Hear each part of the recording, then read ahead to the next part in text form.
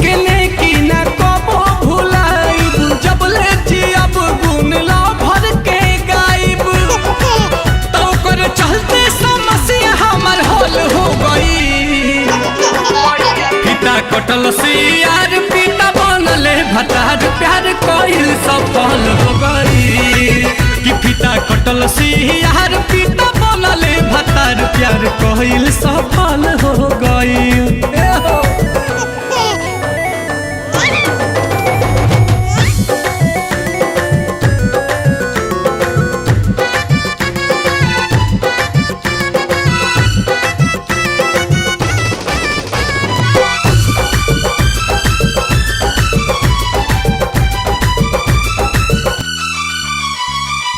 बाजारा बोला के कहल जान राख दूरी हो, पियावा खटाई दिन रात एक सूरी हो। चूल्हा चौकी संगे ले लगायान कटनी पीटनी के, उखियो हरियो में घुमल बा जरूरी हो। बाजारा बोला के कहल जान राख दूरी हो, पियावा खटाई दिन रात एक सूरी हो। चूल्हा चौकी संगे ले लगायान कटनी पीटनी के, उखियो हरिया में घुमल बा जरूरी हो। नैहर में सिखबू तो ससुरा में टिकबू, ओतने भेटाई माजा जतने परिकबू।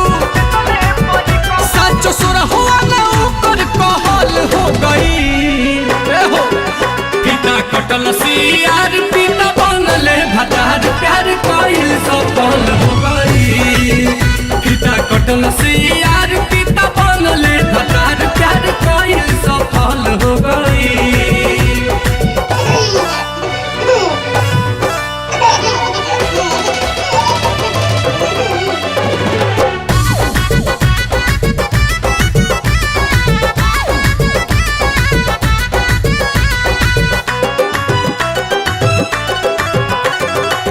कई के भरोसा कईनी बतिया पयमल हो, उनके हदेन बानी ससुरा में जमल हो। एक एक चीज सुगायस उ सिखवल, कई के ट्रेंड हमके भेजले नील कमल हो। कई के भरोसा कईनी बतिया पयमल हो, उनके हदेन बानी ससुरा में जमल हो। एक एक चीज सुगायस उ सिखवल, कई के ट्रेंड हमके भेजले नील कमल हो। सोनू सुधा करके सको ना भइल, रंग लाइल मेहनत यारवे के कइल। मुँह बबुआ के ओकरे नकल हो गई। पिता कटल सियार पिता बनले भतार, प्यार कइल सफल हो गई। पिता कटल सियार पिता बनले भतार, प्यार कइल सफल हो गई।